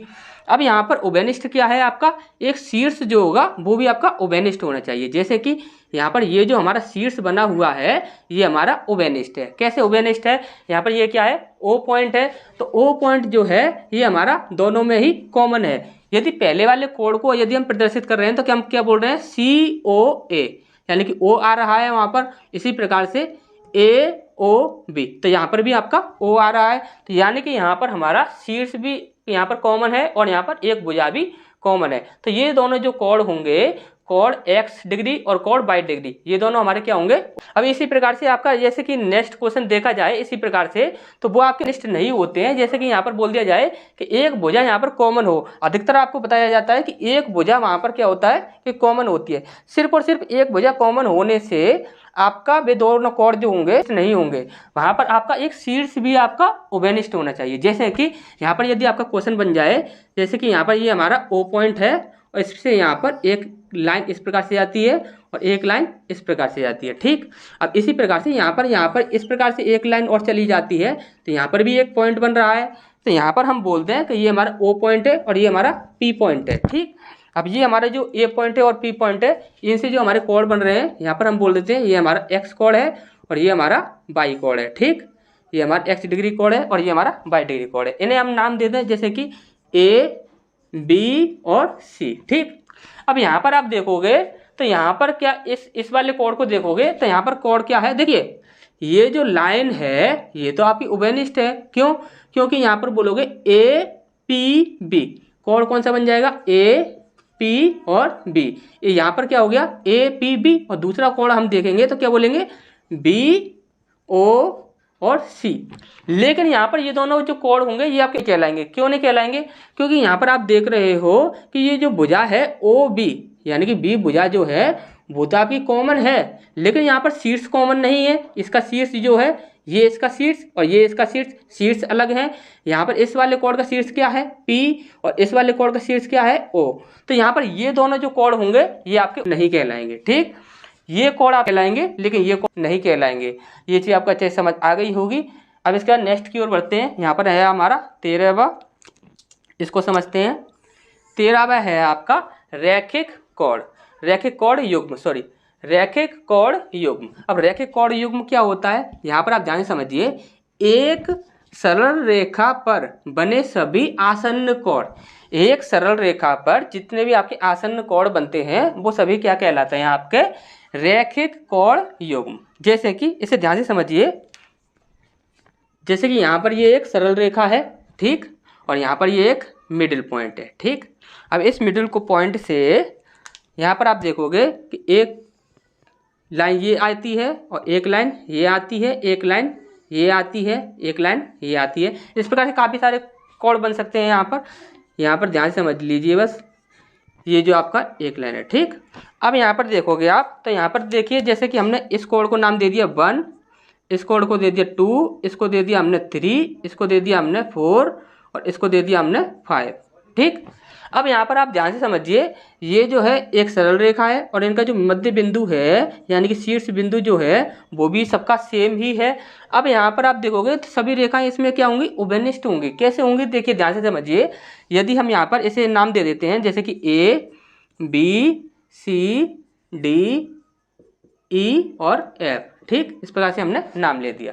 अब यहाँ पर आप इस वाले कोण को देखोगे तो कोण ए, यहाँ पर इसे ओ नाम देते हैं, ओ और बी, ए ओ बी। अब यहाँ पर दूसरा कोण कौन सा है हमारा, यहाँ पर कोण बनेगा बी ओ सी, कोण बी ओ सी।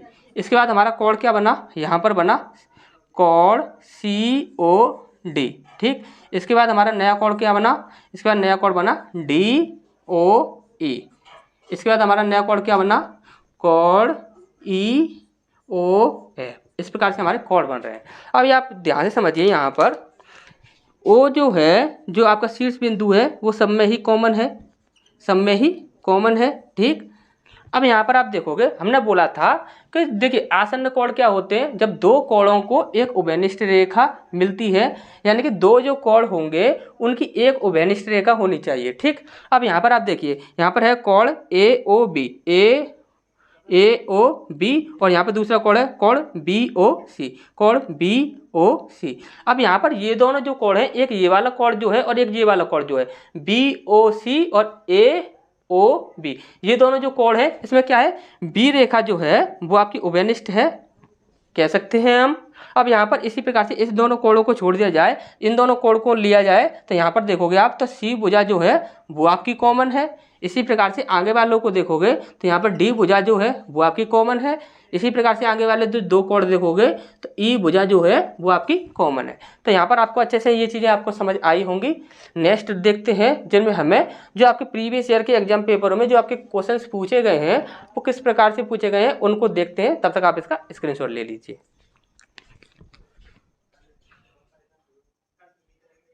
तो अब तक जो हमने थ्योरी पढ़ी है उस थ्योरी से संबंधित जो हमारे क्वेश्चन आंसर जो हमारे एग्जाम में पूछे गए हैं, जो प्रीवियस ईयर के एग्जाम पेपरों में पूछे गए हैं, वो हमें सॉल्व करने हैं।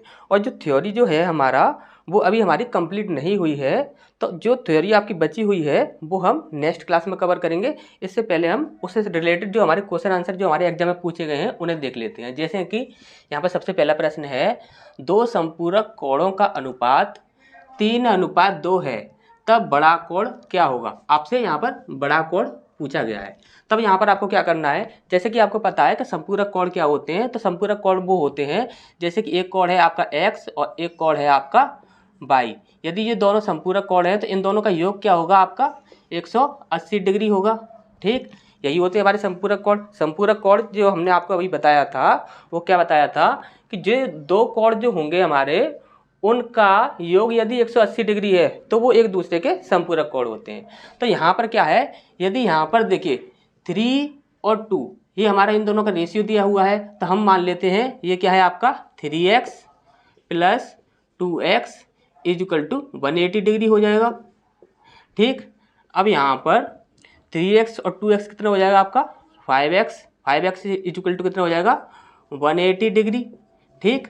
अब इसके बाद यहाँ पर यदि हम x की वैल्यू निकालते हैं तो x की वैल्यू कितनी निकलती है, तो यहाँ पर इसे इससे डिवाइड कर देते हैं, तो 5 × 15, 3 बचा और 5 × 6 30, यानी कि x की वैल्यू कितनी है आपकी 36 डिग्री। अब यहाँ पर हमसे क्या पूछा गया था कि बड़ा कोण क्या होगा, तो यहाँ पर रेशियो किसका बड़ा है, यहाँ पर रेशियो है आपका 3 बड़ा है 2 से, तो यहाँ पर 3 में हम इंटू कर देंगे, जैसे कि 36 × 3, तो यहाँ पर कितना हो जाएगा 6 × 18 = 8, हासिल लगी 1 और 3 3 9 और 1 10, यानी कि 108 डिग्री ये हमारा आंसर हो जाएगा बड़ा कोण। यदि छोटा कोण पूछा जाता तो यहाँ पर 36 में हम क्या करते, 2 का गुणा कर देते। ठीक, इसके बाद हमारा नेक्स्ट क्वेश्चन है, यदि दो संपूरक कोणों का अंतर 44 है। यहाँ पर देखिए अंतर बोला गया है, दो संपूरक कोण बोला गया है। ठीक, संपूरक कोणों का अंतर जो है वो है आपका 44, तब छोटा कोण क्या होगा, आपसे क्या पूछा गया है, छोटा कोण। तो इसे कैसे को सॉल्व करना है, जैसे कि आप अच्छे से जानते हो, जैसे कि हम एक कोण मान लें x डिग्री और एक कोण मान लें हम y डिग्री। ठीक, अब मान लेते हैं एक ये कोण है और एक ये कोण है, ये दोनों आपस में क्या है, संपूरक हैं, तो इनका योग कितना हो जाएगा, 180 डिग्री। ठीक, अब इसके बाद उसने बोला है कि उनका अंतर जो है वो है 44। ठीक, तो यहाँ पर x degree minus y degree is equal to 44। ठीक, अब यहाँ पर यदि हम इनको ऐड कर देते हैं तो क्या होता है, यहाँ पर देखिए ये प्लस का है और ये माइनस का है, ये आपस में कैंसिल हो जाएंगे, तो यहाँ पर कितना हो जाएगा, 2x degree is equal to यहाँ पर 4, 8 और 4 12 की 2, हासिल लगी 1 और 1 और 1 2। अब यहाँ पर x डिग्री का मान कितना आ जाएगा, यहाँ पर आ जाएगा 2 से इसे डिवाइड करेंगे, 2 एकम 2, 2 एकम 2 और 2 दूनी 4, कितना आ गया आपका 112। ठीक, x का मान आ गया आपका 112। अब यहाँ पर आप ध्यान से समझिए, x डिग्री और y डिग्री ये हमने माने थे, दोनों का मान कितना है 180 डिग्री। तो यदि यहाँ पर x डिग्री का मान कितना है आपका 112, तो हम कह सकते हैं कि जो बड़ा कुछ, तो यहाँ पर देखिए यहाँ पर क्या है, छोटा कोण पूछा गया है, तो यहाँ पर हम कह सकते हैं कि जो बड़ा कोण होगा वो कितना होगा, बड़ा कोण जो होगा वो कितना होगा आपका 112 डिग्री। ठीक, 112 डिग्री आपका बड़ा कोण है। यदि आपको छोटा कोण निकालना है तो आप देखिए कैसे भी निकाल सकते हैं। आप यहाँ पर ये जो रखा हुआ है, तो देखिए x डिग्री जो है ये प्लस में है, तो ये आपका बड़ा कोण हो गया, ये माइनस 22 डिग्री लिखा हुआ है, तो यहाँ पर 22 डिग्री जो है ये आपका क्या है, छोटा कोण है। आप इस समीकरण में रख देंगे तो भी आपका आंसर आ जाएगा, इस समीकरण में रखेंगे तो भी आंसर आपका आ ही जाएगा। ठीक, अब यहाँ पर आपको आंसर निकालने के लिए क्या करना है कि छोटा कोण आपको निकालना है, तो आप डायरेक्टली क्या कीजिए कि यहाँ पर 180 में से माइनस कर दीजिए 112 को। ठीक, क्योंकि 180 क्या होगा, दोनों का योग होगा, और यहाँ पर बड़ा कोण 112 डिग्री है, तो छोटा कोण कितना हो जाएगा, यहाँ पर 10 हो जाएगा, 10 में से 2 गए तो यहाँ पर 8 हो जाएगा, और यहाँ पर 17 बचा, और 17 में से 11 गया तो यहाँ पर 6, यानी कि 68 डिग्री ये हमारा आंसर हो जाएगा। ठीक, तो ये चीज़ आपको अच्छे से समझ आ गई होगी। नेक्स्ट क्वेश्चन की ओर बढ़ते हैं, तब तक आप इसका स्क्रीनशॉट ले लीजिए। तो इसके बाद नेक्स्ट क्वेश्चन है हमारा, यदि 2x + 5 डिग्री, 7 + x डिग्री संपूरक हैं, तब x is equal to question mark. यहाँ पर हमसे x का मान पूछा गया है, तब यहाँ पर आप ध्यान से समझिए, यहाँ पर बोला गया है संपूरक हैं। ठीक, यहाँ पर क्या बोला गया है, संपूरक हैं। अब यहाँ पर ये जो आपका एक कोण है, ये कोण और ये कोण, ये दोनों कोण क्या हैं, संपूरक हैं। तब हमसे x की वैल्यू पूछी जा रही है, तब हमें क्या करना है, जैसे कि 2x + 5 ये एक कोण हो गया, इसके बाद दूसरा कोण 7 + x ये दूसरा कोण हो गया। यदि इन दोनों कोणों का योग किया जाए तो हमारा कितना होगा, 180 डिग्री होता है। हमें पता है अच्छे से कि जो संपूरक कोण होते हैं उन दोनों का योग कितना होता है, आपका 180 डिग्री होता है। अब यहाँ पर देखेंगे, यहाँ पर 2x और x क्या हो जाएगा आपका 3x + 7 और 5 कितना हो जाएगा आपका 12 इज इक्वल टू 180 डिग्री। ठीक, अब यहाँ पर 3x is equal to 180 degree minus यहाँ पर 12, इसे हम माइनस कर देंगे।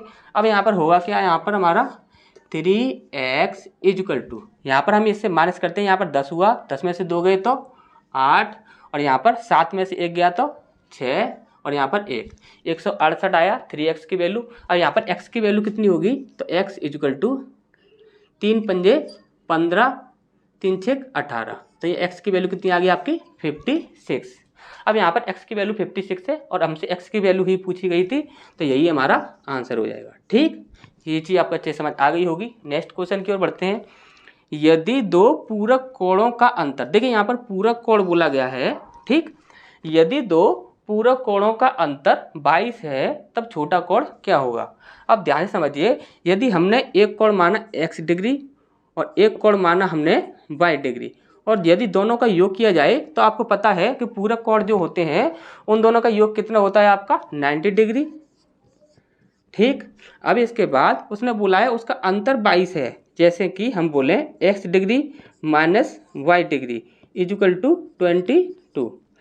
आप हमेशा ही याद रखिए जो संख्या आपकी माइनस में रखी होगी ना वो हमेशा ही आपकी छोटी होती है। यदि आपसे बोला जाए कि छोटा कोण कौन सा होगा तो ये 22 डिग्री वाला जो कोण हमारा निकलेगा वो हमारा छोटा होगा। यदि बड़ा कोण पूछा जाए तो x वाला जो कोण निकलेगा वो हमारा बड़ा होगा, क्योंकि यहाँ पर साफ दिख रहा है माइनस की संख्या हमेशा ही छोटी होती है और प्लस की संख्या हमेशा ही बड़ी होती है। ठीक, ये चीज़ आपको हमेशा ही याद रखनी है। अब यहाँ पर प्लस माइनस ये आपस में कैंसिल हो जाएंगे, तो यहाँ पर कितना हो जाएगा 2x इज इक्वल टू, यहाँ पर कितना हो जाएगा, यहाँ पर 2 और 9 2 11। ठीक, यहाँ पर x की वैल्यू हमें निकालनी है, तो यहाँ पर x की वैल्यू कितनी निकलेगी हमारी 2 पंजे 10 और 2 छिंग 12। अब यहाँ पर हमसे पूछा क्या गया है कि छोटा कोण क्या होगा। ठीक, हमसे छोटा कोण पूछा गया है।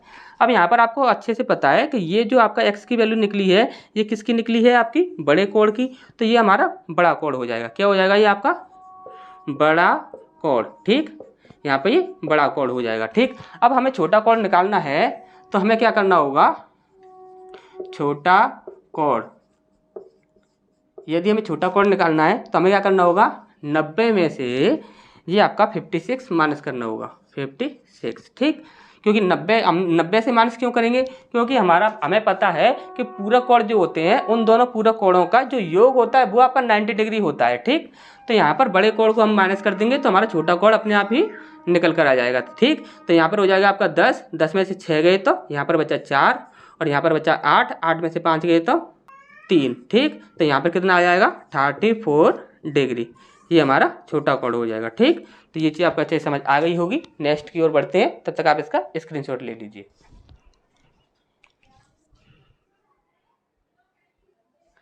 इसके बाद नेक्स्ट प्रश्न है हमारा, यहाँ पर ये आपको एक चित्र दिख रहा होगा और इस चित्र में आपसे पूछा गया है कि b का मान क्या होगा। तो यहाँ पर देखते हैं, अब आपको ध्यान से समझना है। देखिए यहाँ पर आपका दिया हुआ है, यहाँ पर ये आपका कोण b है, ये कोण आपका a है और ये कोण आपका 2c है और ये कोण आपका 4b है और ये कोण आपका 75 डिग्री है। अब यहाँ पर ये आपके जो कोण बने हुए हैं ये आपको अच्छे से पता है कि ये जो कोण हैं ये आपके शीर्ष विमुख कोण हैं। अब यहाँ पर शीर्ष विमुख कोण को लेकर चलें तो यहाँ पर लोग फंस जाते हैं। तो यहाँ पर आपको क्या करना है कि शीर्ष विमुख लेकर नहीं चलना है। यहाँ पर आप ध्यान से समझिए, यहाँ पर एक सीधी लाइन ये है और एक सीधी लाइन यहाँ पर ये है। ठीक, अब यहाँ पर ये जो आपकी सीधी लाइन है यहाँ पर आपको अच्छे से पता है कि जब कभी भी एक सीधी लाइन बनाई जाती है तो उस पर जो कोण बनता है वो आपका 180 डिग्री का होता है, यह बात तो आपको अच्छे से पता है। ठीक, अब यहाँ पर आप देखोगे कि ये जो आपकी सीधी लाइन है यहाँ पर जो कोण बने हुए हैं वो क्या है आपका 4b प्लस 75 प्लस और यहाँ पर b। यदि इन तीनों कोणों को देखा जाए तो ये क्या है आपका एक सरल रेखा पर बन रहे हैं। जब एक सरल रेखा पर कोई कोण बनते हैं तो फिर उनका मान कितना होता है 180 डिग्री। तो इनका मान कितना हो जाएगा आपका 180 डिग्री। ठीक, ये आपका 180 डिग्री हो जाएगा। अब इसके बाद आपको क्या करना है, देखिए यहाँ पर है आपका 4b और यहाँ पर है b, तो कितना हो जाएगा आपका 5b plus 75 is equal to 180 degree. ठीक, अब यहाँ पर 5b is equal to 180 degree minus 75। ठीक, अब यहाँ पर 5b इज इक्वल टू 75 को माइनस कर देते हैं, कितना बचता है हमारा 105। ठीक, अब यहाँ पर क्या हो जाएगा b इज इक्वल टू 5 दूनी 10 और 5 एकम 5, यहाँ पर कितना आ जाएगा आपका 21। तो ये चीज़ आपको अच्छे से समझ आ गई होगी, b का मान आता है हमारा 21। अब यहाँ पर दूसरा प्रश्न है हमारा, ये क्वेश्चन आपका पूछा जा चुका है कि ज्यामिति के जनक कौन है। तो हमने आपको क्या बताया था कि ज्यामिति के जनक हैं आपके यूक्लिड। ठीक, ज्यामिति के जनक कौन है आपके यूक्लिड। तो ये चीज़ आपको अच्छे से समझ आ गई होगी। नेक्स्ट की ओर बढ़ते हैं, तब तक आप इसका स्क्रीनशॉट ले लीजिए। इसके बाद नेक्स्ट हमारा प्रश्न है, यहाँ पर बोला गया है यदि x और y संपूरक कोण हैं तब y अपने पूरक कोण का 1/9 गुना है, तब x का मान क्या होगा। ये आपका एग्जाम में प्रश्न पूछा जा चुका है। तो इसे देखते हैं। जैसे कि यदि x और y संपूरक कोण है, हमने बोला x degree plus y degree is equal to, यदि अब ये संपूरक कोण है तो इनका मान कितना हो जाएगा, 180 डिग्री हो जाएगा। ठीक, अब यहाँ पर बोला गया है y जो कोण है, y अपने पूरक कोण का 1/9 गुना है। अब यहाँ पर हम मान लेते हैं कि y जो कोण है, y का पूरक कोण,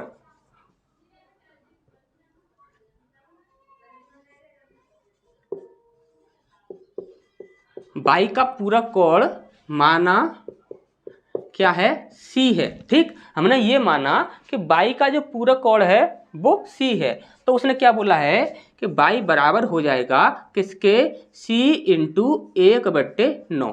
तो C कोण है तो वो कितना हो जाएगा, 1/9 का गुना हो जाएगा, यानी कि y जो कोण है अपने पूरक कोण का 1/9 गुना हो जाएगा। तो ये चीज़ आपको अच्छे समझ आ गई होगी। यदि हम इस कंडीशन को ध्यान से देखें तो हम यहाँ पर ये कह सकते हैं कि y/c इज इक्वल टू 1/9, ये हम कह सकते हैं। तो हम ये कह सकते हैं कि y, जैसे कि y अनुपात c इज इक्वल टू कितना हो जाएगा, 1:9, यानी कि y और c जो कोण है आपका, उनका अनुपात कितना हो जाएगा, 1:9। और यहाँ पर ये दोनों जो कोण हैं वो क्या है, आपके पूरक कोण हैं। यदि ये पूरक कोण है तो हम कह सकते हैं कि x plus 9x is equal to कितना हो जाएगा, पूरक कोण है तो ये कितना हो जाएगा आपका 90 डिग्री। ठीक, तो यहाँ पर हम कहेंगे x plus 9x is equal to कितना हो जाएगा, ये आपका 10x हो जाएगा, 10x is equal to 90 degree. तो यहाँ पर x की वैल्यू कितनी हो जाएगी, यहाँ पर 9 डिग्री। ठीक, तो यहाँ पर x की वैल्यू जो है वो क्या है आपका 9 डिग्री।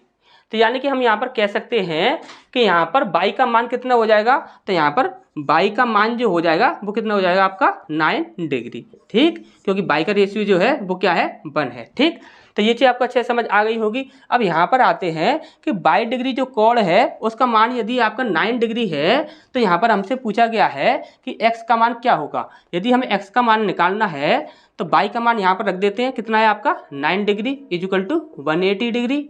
ठीक, तो यहाँ पर कितना हो जाएगा, x is equal to 180 degree minus 9 degree. ठीक, तो यहाँ पर कितना हो जाएगा, x इज इक्वल टू 1, यहाँ पर 9 माइनस कर देंगे तो कितना हो जाएगा 71 डिग्री। ठीक, तो यही हमारा आंसर हो जाएगा। और ये चीज़ आपका अच्छे से समझ आ गई होगी। नेक्स्ट क्वेश्चन की ओर बढ़ते हैं, तब तक आप इसका स्क्रीनशॉट ले लीजिए।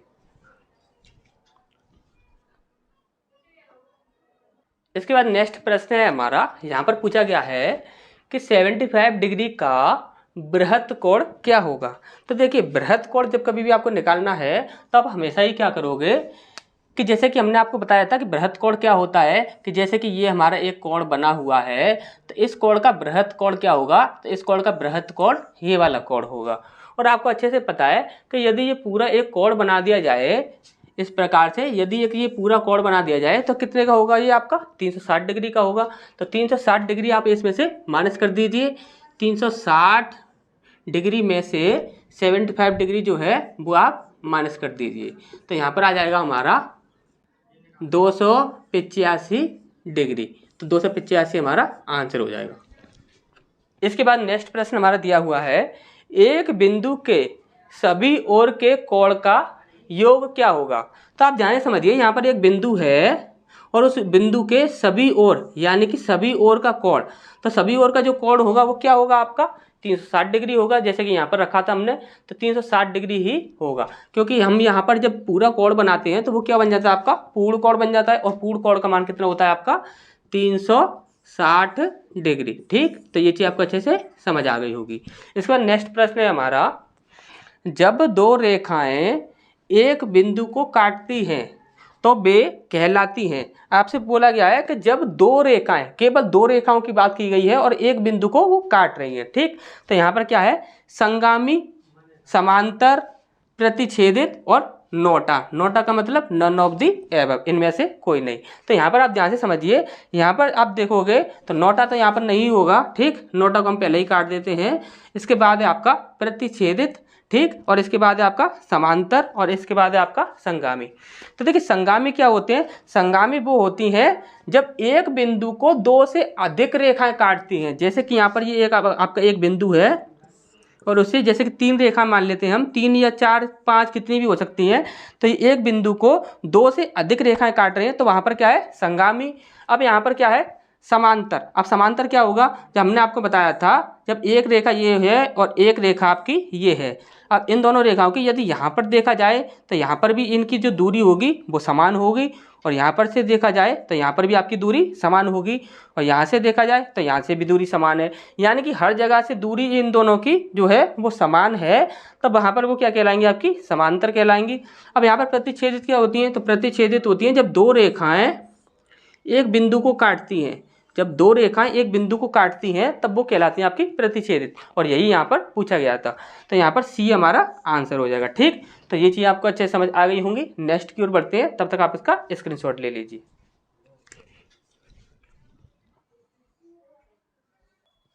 इसके बाद नेक्स्ट प्रश्न है हमारा, यहाँ पर बोला गया है जब दो समांतर रेखाओं को एक तिर्यक रेखा काटती है तब क्या होता है। तो यहाँ पर ऑप्शन है, यहाँ पर सबसे पहला ऑप्शन है हमारा संगत कोण समान होते हैं। बी ऑप्शन है हमारा एकांतर अंतः कोण समान होते हैं। इसके बाद सी है आपका एकांतर बाह्य कोण समान होते हैं। इसके बाद है आपका डी ऑप्शन उपर्युक्त सभी। तो यहाँ पर ये चीज़ हमने आपको अच्छे से समझा दी थी, सारी चीज़ें हमने। जैसे कि यहाँ पर बोला जा रहा है संगत कोण समान होते हैं, तो संगत कोण भी आपके समान होते हैं। और एकांतर अंतः कोण की बात की जाए तो वो भी आपके समान होते हैं, और एकांतर बाह्य कोण की बात की जाए तो वो भी आपके समान होते हैं। तो यहाँ पर आंसर क्या हो जाएगा हमारा, डी आंसर हो जाएगा उपर्युक्त सभी। ठीक, इसके बाद नेक्स्ट है हमारा जब दो असमांतर रेखाओं को एक तिर्यक रेखा काटती है तब कौन से कोण युग्म समान होते हैं। तो यहाँ पर आप देखोगे जैसे कि हमारी जैसे कि यहाँ पर ये वाला जो हमारा प्रश्न था, समांतर रेखाओं की बात की जाए तो समांतर होता है, जैसे कि अभी हमने बताया था कि समान अंतर होना चाहिए दोनों के बीच में। उनको एक तिर्यक रेखा काटती है तो उनकी कंडीशन ये होती है, ये चीज़ हमने आपको अच्छे से बता दी थी। जब यहाँ पर समांतर ना हो, यानी कि दोनों जो रेखाएं हैं उनका जो अंतर होगा वो समान नहीं होगा, तो वो यहाँ पर इस प्रकार से हो सकता है। ठीक, अब इनको एक तिर्यक रेखा इस प्रकार से काटेगी तो आप हमेशा ही एक ये बात याद रखिए कि उसके जो यहाँ पर ये शीर्ष विमुख कोण जो है, ये जो आपके शीर्ष विमुख कोण होंगे सिर्फ वही समान होंगे। ठीक, एकांतर अंतः कोण, एकांतर बाह्य कोण और ये संगत कोण, ये सारे ही आपके गलत होगा। ये भी आपका गलत होगा, ये भी गलत होगा और ये भी गलत होगा। सिर्फ और सिर्फ क्या होगा कि ये शीर्ष विमुख कोण जो होंगे वही आपके बराबर होंगे। तो यहाँ पर क्या होगा, आंसर हमारा ए हो जाएगा। ठीक, तो ये चीज़ आपको अच्छे से समझ आ गई होंगी। नेक्स्ट क्लास में जो आगे की आपकी जो थ्योरी है वो हमें देखनी है, तो उसे देखते हैं, और जो हमारे और जो क्वेश्चंस हैं वो भी हमें करने हैं। तो मिलते हैं फिर नेक्स्ट क्लास में।